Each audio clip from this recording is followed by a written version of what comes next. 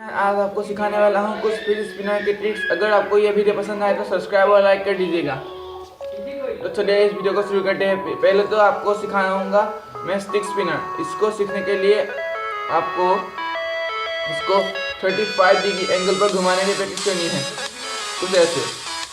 जब इसमें आप परफेक्ट हो जाएंगे तब आपको पूरा 90 डिग्री पर घुमाने की प्रैक्टिस करनी है।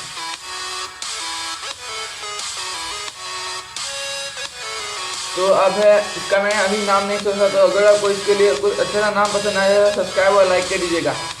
इसको ऐसे करते हैं।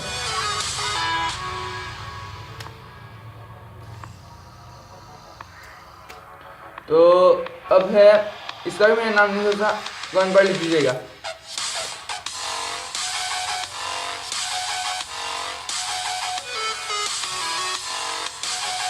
इसको आसान तरीके में भी कर सकते हैं। इसको जब ये यहाँ से ऐसे चला जाए तब आपको इस उंगली को, मिडिल फिंगर को इसके नीचे लगा लेना है, ऐसे।